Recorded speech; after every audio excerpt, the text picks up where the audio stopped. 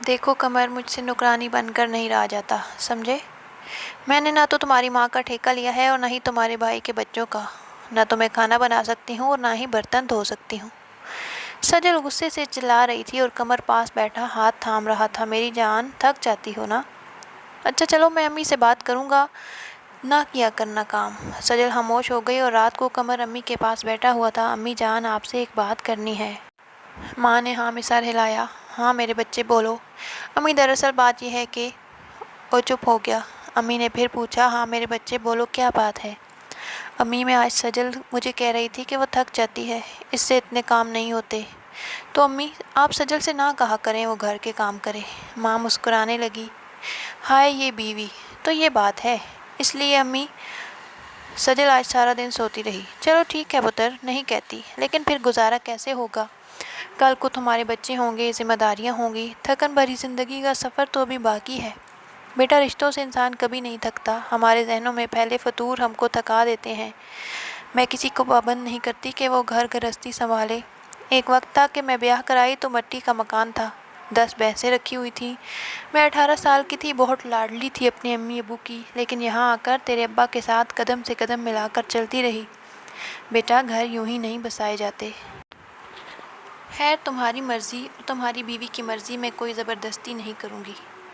زبردستی کروں گی تو بہت مشکلیں آئیں گی۔ ایسا کر، تیرے بھائی آ جاتے ہیں اور میں بٹوارا کر دیتی ہوں، تم اپنی بیوی کو لے کر الگ ہو جاؤ۔ اتنے میں سجل آ گئی۔ کمر، چلیں؟ ماں نے پیار سے پوچھا۔ کہاں جا رہے ہو پتر؟ کمر آہستہ سے بولا، امی آج صبح سے سجل نے کچھ نہیں کھایا تو میں سوچ رہا تھا آج ڈنر باہر کر لیں۔ امی نے ایک ٹھنڈی آہ بھری۔ اچھا جاؤ پتر۔ دونوں ایک ریسٹورنٹ میں پہنچے، کھانا آرڈر کیا۔ سجل کھانا کھاتے ہوئے پوچھنے لگی، امی سے بات کی ہے یا نہیں؟ کمر مسکرا کر اطمینان سے بولا، میری جان، بتایا ہے، امی کہہ رہی تھی تم لوگ الگ الگ ہو جاؤ۔ سجل کے چہرے پر ایک مسکراہٹ چھانے لگی۔ ٹھیک کہا امی نے، ہم جس کمرے میں رہ رہے ہیں وہی رکھیں گے۔ کھانا کھایا، گھر گئے، 12 بج چکے تھے اور سب سو گئے تھے۔ ماں جاگ رہی تھی۔ اپنے کمرے میں جانے لگے تو کمر کو ماں نے آواز دی۔ کمر پاس جا کر سلام کیا۔ امی، آپ سوئی نہیں ابھی تک؟ امی نے پریشانی میں کہا، بیٹا میرے پاس بیٹھ اور اپنی بیوی کو بلا۔ سجل بھی پاس بیٹھ گئی۔ ماں سمجھانے لگی، کمر، تمہارے بھائی کہہ رہے تھے سجل گھر کا کوئی کام نہ کرے لیکن الگ نہ ہو۔ سجل کے سر پر ہاتھ رکھا۔ میری بچی، گھر کے کام کاج ہیں کیا؟ کھانا بنانا، برتن دھونے، جھاڑو پونچھا۔ میری بات یاد رکھنا سجل، عورتیں گھر کو گھر نہیں جنت بناتی ہیں۔ جنت تب بنتے ہیں گھر جب رشتوں میں محبت ہو۔ اگر محبت اور احترام ہی نہ ہو تو گھر ایک کھنڈر بن جاتا ہے۔ سجل خاموش تھی، پھر آہستہ سے بولی، لیکن خالہ میں چاہتی ہوں کہ الگ رہوں۔ ماں مسکرانے لگی۔ سجل بیٹی، جلد یا بد دیر تم پر ایک وقت آئے گا، پچھتاؤ گی۔ رشتوں سے بغاوت اچھی نہیں ہوتی۔ میں جانتی ہوں ساس کتنی بھی اچھی کیوں نہ ہو، ساس بہو میں نوک جھوک چلتی رہتی ہے۔ یہ تو زمانہ قدیم سے چلتا آ رہا ہے، لیکن اگر تم کو میرے کام کرنے میں پریشانی ہے تو میں اپنا کھانا بھی خود بنا لیا کروں گی اور کپڑے بھی دھو لیا کروں گی۔ باقی تم صرف اپنے شوہر کے کام کیا کرنا، لیکن ہمارے ساتھ رہو سب کے۔ سجل کی ضد تھی، بس الگ رہنا ہے۔ ماں نے بے بسی میں کہا، ٹھیک ہے، مرضی کرو پھر۔ کل کو کچھ بھی اونچ نیچ ہو ہماری بلا سے الگ کر دیا گیا اور گھر میں دیوار کھینچ دی گئی۔ بھائی تو نہیں چاہتے تھے، پرائے گھر سے آئی ایک لڑکی کو سب کے ساتھ رہنا اچھا نہیں لگا۔ سجل خود کو آزاد سمجھنے لگی اور اس کے چہرے پر ایک سکون تھا۔ ہم یہ نہیں کہتے کہ اس نے الگ ہو کر کچھ غلط کیا تھا، لیکن رشتے صرف کھانا بنانے، جھاڑو پونچھے میں ختم ہوں تو سمجھ نہیں آتی یہ دوری۔ سجل نے کہا، کمر، کل بڑا ٹی وی لے کر آنا، یہ پرانے والا صحیح نہیں ہے۔ کمر نے پیار سے کہا، ٹھیک ہے میری جان، لا دوں گا۔ ٹی وی بھی آ گیا۔ اب سارا دن یا تو موبائل فون پہ مصروف رہتی یا پھر ٹی وی کے سامنے بیٹھی رہتی۔ کمر ایک ہوٹل میں ویٹر کا کام کرتا تھا۔ سارا دن وہ ہار جاتا محنت کرتے ہوئے۔ مالکان کھری کھوٹی باتیں بھی سنایا کرتے۔ گھر جاتا، سجل فون پہ اپنے میکے کی بات کر رہی ہوتی۔ کمر خود گانا گرم کرتا، کھا کر سو جاتا۔ سجل کہنے لگی، کمر، میں تو کہتی ہوں ہم یہ گھر بیچ کر شہر چلے جاتے ہیں اور وہاں کوئی پلاٹ خرید کر گھر بنا لیں گے آہستہ آہستہ۔ کمر تھکا ہوا تھا۔ سجل، پاگلوں والی باتیں نہ کرو، اللہ کا شکر ادا کرو۔ سجل بولی، پھر ایسا کرو، مجھے 2 لاکھ روپے دو۔ کمر حیرانگی میں بولا، 2 لاکھ؟ خیریت ہے نا؟ ہاں خیریت ہے، میرا بھائی دبئی جا رہا ہے تو ابو کہہ رہے تھے کہ اس کے ویزے کے 2 لاکھ کم ہیں۔ کمر بے رخی میں بولا، یار میں کیا کروں، 2 لاکھ کم ہے تو؟ میں خود پریشان ہوں، 2 لاکھ ہوں تو میں کوئی کام دھندا نہ شروع کر لوں اپنا۔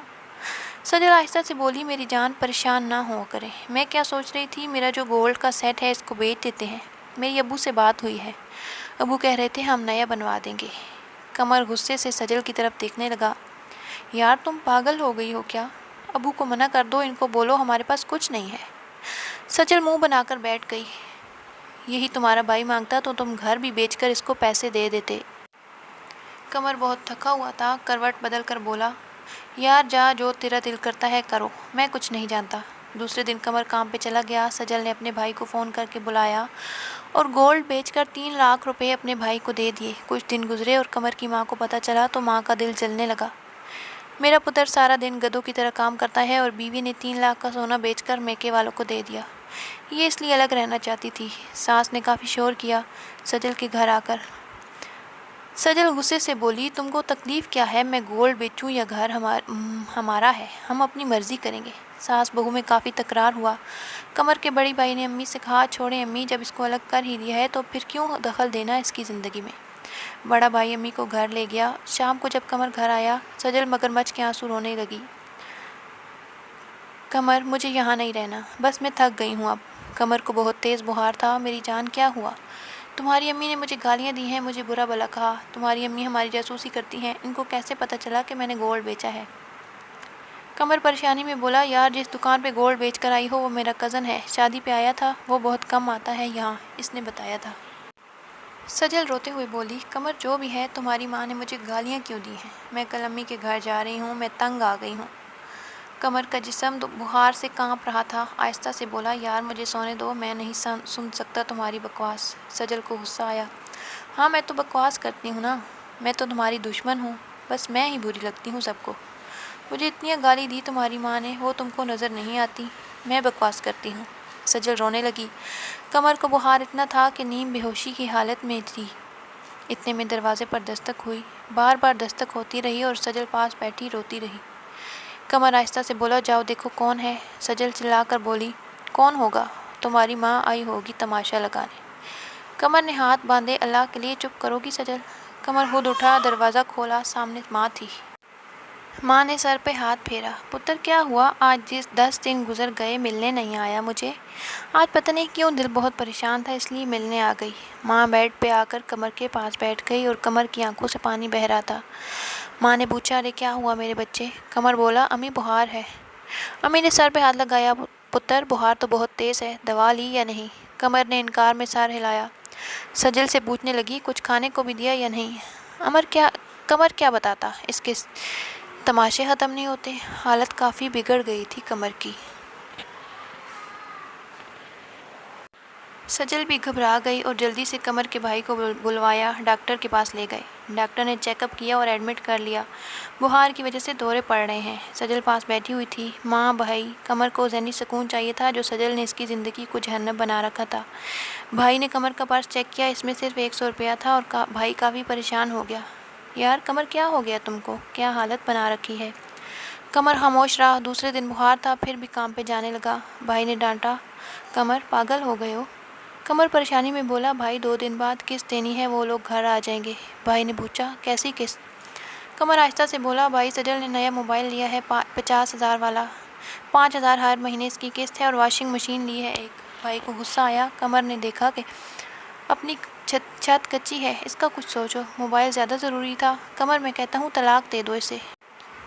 قمر کھانستے ہوئے بولا، وہ ماں بننے والی ہے۔ دن گزرنے لگے۔ سجل ہر روز کہتی، یہاں سے گھر بیچ کر شہر چلتے ہیں۔ قمر سمجھاتا، میں نہیں خرچہ برداشت کر سکتا اتنا، لیکن سجل بضد رہی۔ وقت گزرنے لگا۔ سجل شاپنگ کرنے بھی مہنگے مال میں جاتی۔ ماں قمر کو سمجھاتی، بیٹا سجل بدبخت لڑکی ہے، اسے چھوڑ دو۔ قمر کہنے لگا، امی ہمارا اب ایک بیٹا ہے، مجھے اپنے بیٹے کی فکر ہے، اس کا کیا قصور؟ سجل کو اپنے بہن بھائیوں کی فکر تھی، لیکن قمر کے بہن بھائیوں کو دیکھنا بھی پسند نہ کرتی۔ صاف منع کیا ہوا تھا کہ کوئی میرے گھر نہ آئے اور نہ میں کسی کے گھر جاتی ہوں۔ قمر بہت تنگ تھا لیکن مجبور تھا۔ 8 سال گزر گئے، لیکن سجل کے جھگڑے، فرمائشیں اور تلخیاں ختم نہ ہو سکیں۔ پھر ایک وقت ایسا آیا، قمر کی ماں دنیا سے چل بسی۔ ماں کے جانے کے بعد بھائیوں میں دوری بڑھنے لگی۔ قمر پہلے کبھی جو بھائی کے گھر امی سے ملنے چلا جایا کرتا تھا، اب امی بھی نہ رہی تو بھائی کے گھر جاتے ہوئے قدم رک جاتے۔ بھابھی اب اس سے چاہت سے بات نہ کرتی کیونکہ سجل نے سب کے ساتھ جھگڑا کیا تھا۔ وقت گزرنے لگا، سجل مہنگے کپڑے پہنتی، گھر میں فریج، بڑا ٹی وی، سب کچھ تھا، لیکن مکان کچا تھا۔ پھر دیکھتے دیکھتے قمر کے دونوں بھائیوں نے پکے مکان بنا لیے اور درمیان میں کچا سا گھر قمر کا رہ گیا۔ قمر یہ منظر دیکھ کر پریشان ہوتا، دل ہی دل میں چیخ چیخ کر روتا۔ سجل کو سمجھانے لگا، دیکھو سجل، دونوں بھائیوں لینٹر والے بڑے گھر بنا لیے اور ہم وہیں کے وہیں۔ سجل غصے سے بولی، تمہارے بھائیوں کی تنخواہ 50,000 ہے اور تم 30,000 کماتے ہو۔ قمر غصے سے بولا، میں 30,000 کماتا ہوں اور تمہارا خرچہ 50,000۔ سجل بھی غصے میں بولی، میں تو کہتی ہوں یہ گھر بیچ کر شہر چلے جاتے ہیں۔ قمر گالی دے کر بولا، کتنی کمینی عورت ہو تم، یہ نہیں کہتی کہ مہنگا موبائل، مہنگے کپڑے چھوڑ کر مل کر گھر کو گھر بناتے ہیں، تم ہمیشہ یہ گھر بیچنے کی بات کرتی ہو۔ سجل بھی برابر میں جواب دیتی، تو کمانا تو تم نے ہے، میں تو تمہاری بیوی ہوں، میرے حقوق پورے کرنا تمہاری ذمہ داری ہے۔ قمر بہت پریشان تھا، کون سے حق کی بات کرتی ہو؟ قمر بہت پریشان تھا، کون سے حق کی بات کرتی ہو؟ تم وہ بدبخت عورت ہو جس نے مجھے، میری ماں، میرے سگے بہن بھائیوں سے دور کر دیا۔ تم وہ بدبخت عورت ہو جس کی وجہ سے میں اپنی ماں کو مرنے سے پہلے سینے سے نہ لگا سکا۔ تم وہ بدبخت عورت ہو جس نے اپنے میکے کو اپنے شوہر کی کمائی کھلا کھلا کر ان کے پیروں پر کھڑا کر دیا، اور میں، دیکھو میرے گھر کو، ڈرتا ہوں نہ جانے کب یہ کچی دیواریں ٹوٹ جائیں۔ تم وہ بدبخت عورت ہو جس نے کبھی گھر کو گھر سمجھا ہی نہیں، تمہاری وجہ سے میرے بچے 2 وقت کی روٹی کو ترس رہے ہیں۔ تم وہ بدبخت ہو جس نے مجھے بلڈ پریشر اور شوگر کا مریض بنا دیا۔ ارے تم وہ گندی عورت ہو جس کو قبول کر کے میں وقت سے پہلے بوڑھا ہو گیا۔ دیکھو میری آنکھوں کے گرد سیاہ دھبے چیخ چیخ کر بتا رہے ہیں، میں راتوں کو سو نہیں پاتا۔ میرے بھائیوں نے بڑے بڑے گھر بنا لیے اور ان کے بچے مہنگے اسکول میں پڑھ رہے ہیں، میرا بیٹا سرکاری اسکول میں دھکے کھا رہا ہے۔ ارے سب کچھ لوٹ کر تم نے اپنے بھائی بہنوں کو دے دیا، میرا کیا قصور تھا؟ بس اتنا کہ تم کو بے سہارا نہیں کرنا چاہتا تھا۔ تم کیا سمجھتی تھی میں تم سے ڈرتا ہوں؟ ارے عزت کرتا تھا تمہاری، سوچتا تھا چھوڑ دوں گا تو کہاں خوار ہوتی رہے گی، کاش تم اس میں خوش رہتی جو میں کما کر لاتا۔ مہنگے کپڑے، موبائل، گالم گلوچ، جھگڑوں کو چھوڑ کر میرے قدم سے قدم ملا کر چلتی۔ قمر نے غصے سے چلاتے ہوئے کہا، بس سجل، تھک گیا ہوں، میں تم کو طلاق دیتا ہوں، طلاق دیتا ہوں، طلاق دیتا ہوں۔ سجل چیخ چیخ کر رونے لگی، قمر یہ ظلم نہ کرو، میں سنبھل جاؤں گی۔ قمر نے بیٹا چھینا، دھکے دے کر سجل کو گھر سے باہر نکال دیا۔ سجل، میرے 12 سال تم نے جہنم بنا دیے، ارے کیا کیا نہ کیا تھا تمہارے لیے۔ سجل بھیک مانگنے لگی، لیکن اب وقت گزر چکا تھا۔ سجل اپنے امی ابو کے گھر گئی، قمر کے بھائی شور سن کر آ گئے۔ بھائی نے مایوسی میں کہا، قمر اب کیا فائدہ تھا طلاق دینے کا؟ قمر رو رہا تھا، بھائی میں تھک چکا تھا، اب 12 سال گزار دیے کہ سدھر جائے گی، لیکن 1 سال گزرا تھا۔ سجل، جب تک بھائی بھابھی لوگوں کو قمر کی کمائی کھلاتی رہی سب مسکرا کر ملتے، اب طلاق ہو گئی تو بھابھی نے کہا، دیکھ سجل، ہمارا مشکل سے گزارا ہوتا ہے، بہتر ہے تم دوسری شادی کر لو۔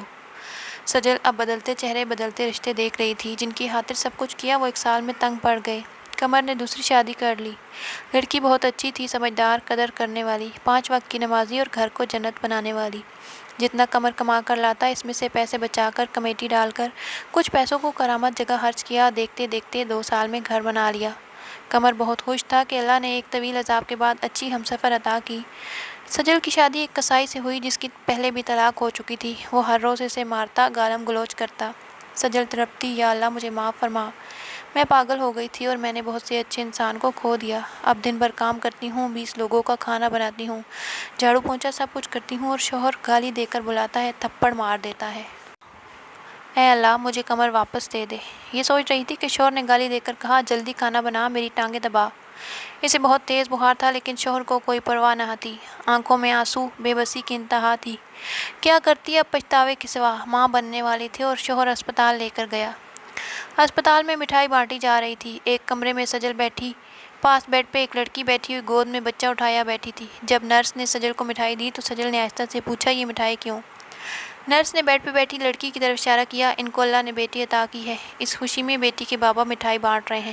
اتنے میں قیامت کا سامنا ہوا، وہ لڑکی قمر کی بیوی تھی۔ قمر کمرے میں داخل ہوا، اس لڑکی کا ہاتھ تھاما، چلو میری جان، گاڑی آ گئی ہے، گھر چلیں۔ بیٹی کو گود میں اٹھایا، سہارا دے کر بیوی کو لے جا رہا تھا کہ سجل پر نظر پڑی، پرانے سے کپڑے، چہرے پر زخم کا نشان، پاؤں میں پرانا جوتا، چہرے پر تھکن، بے بسی۔ سجل نے دیکھ کر ہاتھ باندھ لی۔ قمر کچھ کہنے ہی لگا تھا کہ سجل کا شوہر آ گیا اور تلخ لہجے میں بولا، تو یہاں بیٹھی ہے اور ڈاکٹر بلا رہی ہے، چیک کروا کے آ۔ اٹھ بھی جا جلدی سے۔ مشکل سے اٹھی، ٹانگ پہ چوٹ لگی تھی، شوہر نے مارا تھا اور آنکھوں میں آنسو، دل میں تڑپ، بے بسی، اٹھ کر چلی گئی۔ آہ بھرنے کی بھی مجھ میں ہمت نہ تھی۔ عمر بھر ان کو آنسو مناتے رہے جن کی نظر میں شکووں کی قیمت نہ تھی۔ قمر اپنی بیوی کا ہاتھ تھامے چلا گیا۔ ضروری نہیں ہوتا مرد ظالم ہو، عورت بھی بدبخت ہو سکتی ہے۔ سجل کی طرح تماشے کرنے والی، جھگڑے اور رشتوں میں زہر بننے والی، میکے کی فکر اور سسرال کو قید خانہ سمجھنے والی، گھر کو جہنم بنانے والی، اور پھر انجام سجل سا ہوتا ہے۔